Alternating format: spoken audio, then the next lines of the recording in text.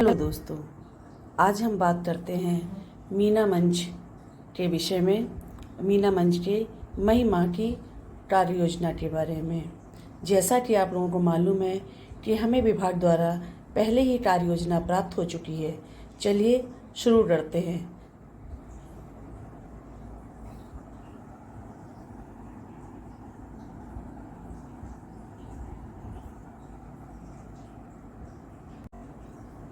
सबसे पहले हम ऊपर मई माह से 1 मई से 31 मई तक की कार्य योजना की हेडिंग डालेंगे। मई माह में पहला शनिवार 4 मई को था। इसमें हमें प्रगति के पंथ एक्टिविटी बुक का प्रथम सत्र का संचालन करना था। जैसा कि पहले ही आपको बताया है कि प्रत्येक सत्र में 5 चरण होंगे। रजिस्टर लिखने के भी 2 तरीके आप अपना सकते हैं। चाहें तो केवल प्रथम सत्र की कार्यवाही लिख लें, या जैसे मैंने लिखा है चरणबद्ध वैसे लिख सकते हैं। हाँ, ये थोड़ा लंबा प्रोसेस ज़रूर है, किंतु इससे एक एक स्टेप क्लियर होता जाएगा।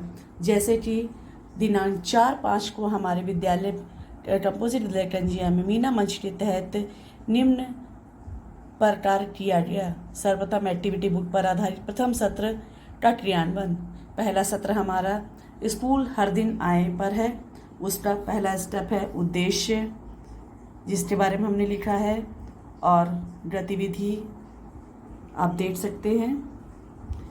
उसके बाद अगला स्टेप आत्मचिंतन और आत्मनिरीक्षण। सभी बच्चे स्कूल क्यों नहीं पहुंच पाए, इस तरह से जो भी बुक में दिया गया है। फिर उसके बाद बच्चों द्वारा आपसी चर्चा। फिर चर्चा के बाद क्या निर्णय लिया गया। फिर उसके बाद हमारी क्या कार्रवाई हुई विद्यालय स्तर पर, पारिवारिक स्तर पर और हमारी सामुदायिक स्तर पर कार्रवाई क्या हुई है। हमारा स्लोगन हम सबका एक ही सपना, स्कूल तक पहुँचे हर बच्चा अपना। और इसी सत्र में ही हम लोगों ने जो एक मूवी दिखाई, फिल्म दिखाई, आत्मरक्षा आपकी बेटी के लिए क्यों ज़रूरी है। इसका लिंक आपको आपकी पुस्तक में दिया गया है। और अगले सत्र के लिए हमने अपने 4 बच्चे चुने। इसी के बाद हमारा अगला शनिवार पड़ता है 11/5 को। इसमें भी हमने प्रगति के पंथ का दूसरा सत्र संचालित किया, आओ परिवेश बदलें। इसका भी उद्देश्य विद्यालय परिवेश की समग्र स्वच्छता के प्रति किशोर किशोरियों में नैतिक जिम्मेदारियों की भावना विकसित करना। फिर गतिविधि है, और गतिविधि के बाद क्या क्या क्वेश्चंस थे ये आपको आपकी प्रगति के पंथ एक्टिविटी बुक में मिल जाएंगे। आत्मचिंतन, आत्मनिरीक्षण, उसके बाद आपसी चर्चा, निर्णय लेना, विद्यालय स्तर पर कार्यवाही, पारिवारिक स्तर पर कार्यवाही, सामुदायिक स्तर पर कार्यवाही, और उसके बाद फिर से अगले सत्र के लिए 4 बच्चों का चयन करना। उसके बाद हमारा तीसरा शनिवार पड़ा था 18/5/2024 को, जिसमें हमको अपना तीसरा सत्र संचालित करना था, एक कदम स्वच्छता की ओर, जिसका उद्देश्य किशोर किशोरियों के हाथों की स्वच्छता तथा उनके महत्व के प्रति जागरूक करते हुए इस बारे में अवगत कराना कि हाथ कब कब और कैसे धोएं। गतिविधि हाथ मिलाओ, इसमें सुगमकर्ता को एक गतिविधि करवानी है। आत्मचिंतन और आत्मनिरीक्षण, आपसी चर्चा, और उसके बाद यूनिसेफ के अनुसार हाथ धोने के 5 चरण निम्नलिखित।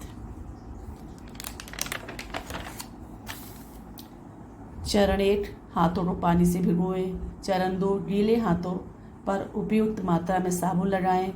चरण 3, दोनों हाथों को अच्छे से मलें, जिसमें हथेली के पीछे उंगलियों और नाखून के बीच की जगह शामिल है, और ऐसा कम से कम 20 सेकंड तक करें। चरण 4, पानी से अच्छे से हाथ धोएं। चरण 5, धुले हाथों को साफ सूखे कपड़े से पोंछें। हाथों को कब कब धोना है, खाना पकाने से पहले, पकाते समय, पकाने के बाद, खाना खाने से पहले और खाना खाने के बाद, घर पर किसी मरीज की सेवा करने से पहले व उसके बाद, और शौचालय प्रयोग करने के बाद। फिर उसके बाद निर्णय लेना, विद्यालय स्तर पर कार्यवाही, जिसमें एक मूवी आपको दिखानी है बच्चों को हाथ धुलाई की।